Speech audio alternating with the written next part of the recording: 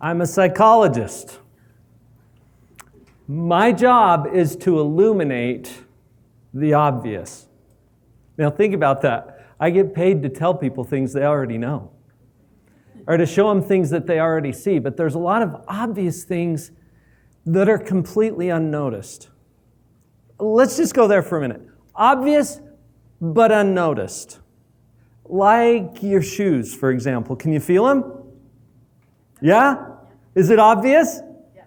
Yeah, but you didn't notice before I called it to your attention. Or the fact that we're speaking English. Anybody notice? Yeah. Obvious, but unnoticed until it's called to your attention. That's what I'm talking about. There are a lot of processes in our own mind that are completely obvious once they're called to your attention, but also completely unnoticed right up until that point. One of those processes is called metacognition. Now, metacognition is a made-up word. We make up words in psychology. It makes us feel smart. And this is one of them. If you break it down, cognition means thinking. We'll put that right here at this level. Metacognition is a higher level. It's thinking about thinking. This gets a little loopy. Stay with me. Notice that you can do this. You can think about your own thinking. And this is really great news because metacognition creates a space. And in that space is where choice exists. Now, you've heard that happiness is a choice. Have you heard that? Until you see it as a choice, it's not. And it's that metacognition that creates the space in which we get to experience that choice. Principles determine all of life's outcomes. When I talk about principles, I mean natural laws. Like gravity, for example. Do you ever get up in the morning and think, I wonder if gravity's on today? It tends to be. When you jump from the top of a tall building, what's going to happen? For sure, or maybe. Sometimes or all the time. Do you see how gravity is? What if you don't believe in it and you take a big jump? You become a believer on the way down. All right? Gravity doesn't care. It doesn't check in with you first, make sure it's okay. It's always on, and it's always working.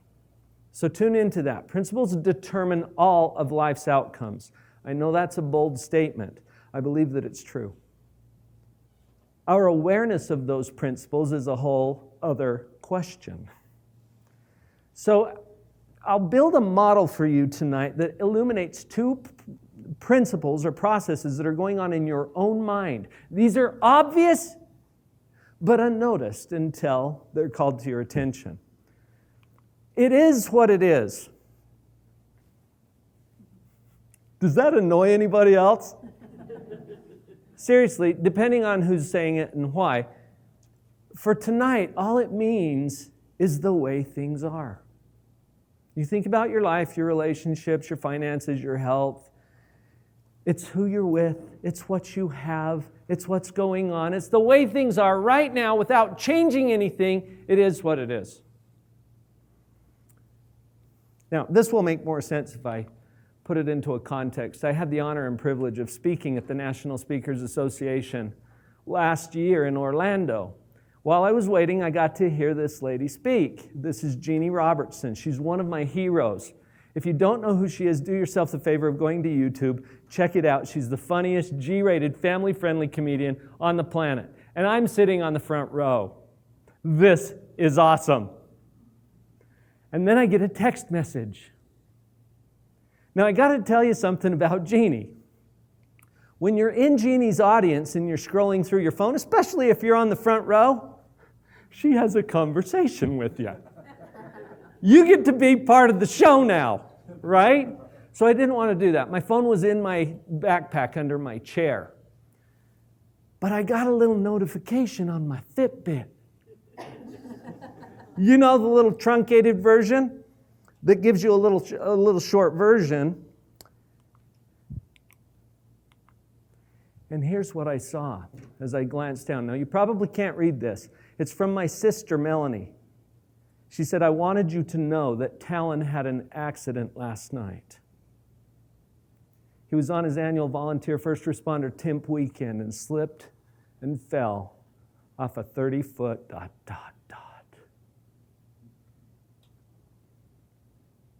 And that's all I got. You ever got that text, that call? Now, I'm not going to pull out my phone. I don't want to have that conversation with Jeanie right now. Besides, she's about ready to wrap up. But my thoughts go immediately to this family. This is Talon, my niece Katrina, their little baby Sage, taken about 2 weeks before the accident. And I'm wondering what's going on. My own father lost his dad to an accident when he was only 5. A good friend of mine crashed his plane in Utah Lake 10 years ago. Left his wife and family without a husband and father. This is where my mind's going. Jeanie wraps up. I don't even know what she said after that. I slip out into the hall where I can open up my iPhone. This is a screenshot. Pick up where we left off. 30-foot waterfall.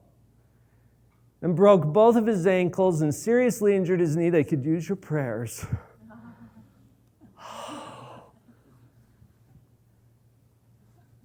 How are you feeling as I shared the rest of the story with you? Relieved? Yeah, me too. Happy? What's wrong with you people? My nephew breaks both of his ankles and you're feeling good about this. It's okay, so was I. I called Katrina immediately. I said, oh, sweetie, I just heard what happened. She said, thank you for calling, Uncle Paul. We're just so grateful. We're so happy about this outcome. Okay, that's a little weird, right? I want you to see what your mind is doing because it's not weird, it's human psychology. It is what it is. And in this case, what it is 2 compound fractures, both ankles. That's it. What is your mind doing with this? The word that I put on the slide is evaluation. And you can't turn this off. Any more than you can turn off gravity. You're going to evaluate. Evaluation means judgment. You are constantly judging. Just notice it. You're judging yourself. You judge your spouse, you judge your family, you judge your children, you judge your coworkers, you judge the society, you're judging me. It's cool, I'm judging you. We can't turn it off, just notice that you're doing it. Now, the word evaluation itself implies comparison with some standard. You educators know this. You have to have some standard to compare it to. Is this good or bad, lucky or unlucky? I don't know, I'll check. And so you go to your standards. If you don't have one, you'll make one up, and you've got a really great imagination. It is what it is, 2 broken ankles. Can you imagine? Can you come up with anything better than that? Giving a keynote last week, a guy in the front row, 1 broken ankle? Seriously, can we do any better than that? Yes. How about no accident occurs? Okay, can you imagine that? How about nothing happens out of the ordinary? Everything goes just like I planned it to, because that's how my life rolls. No, that's your imagination, but you can imagine. That's my point. When you take 2 broken ankles and you compare it in your imagination to something a lot better like no accident occurs, how do you feel about 2 broken ankles?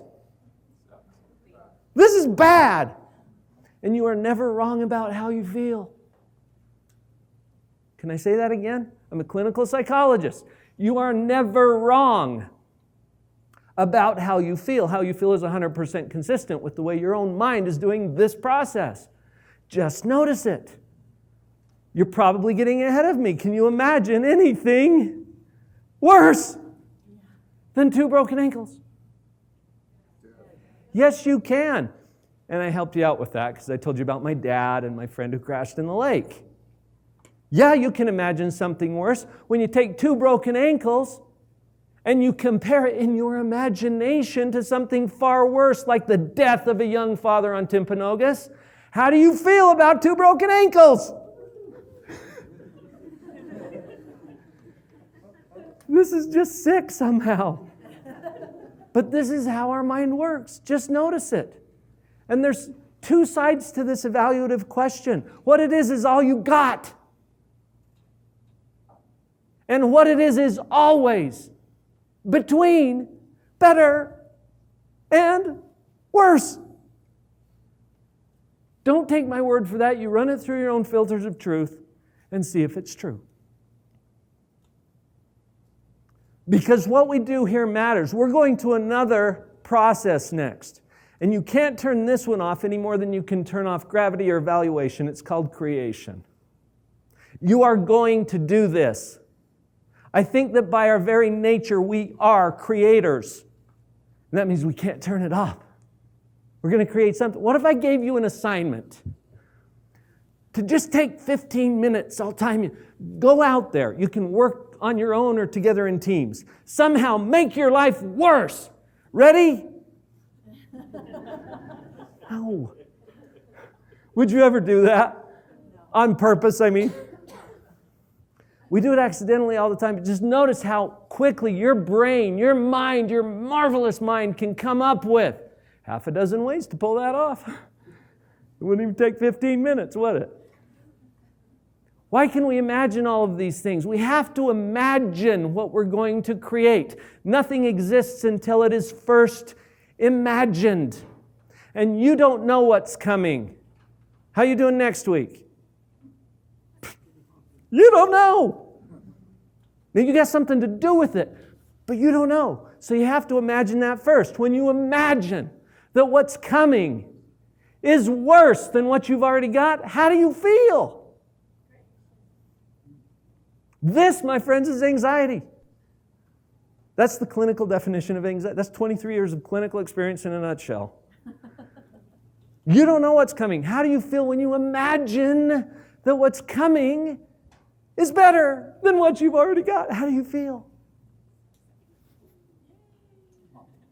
And this has 2 sides to it as well, but you'll notice the arrows are opposite. When we put the whole model together, this is what I call the positivity vector.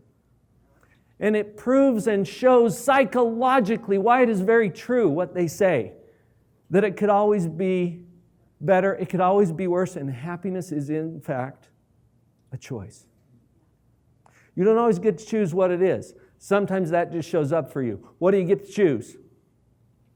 Which way you look to make that comparison. Possibly you've pondered that perhaps a program or a process could predictably propel people to unprecedented personal power, productivity, profit, prosperity. That's what I'm calling pathological positivity.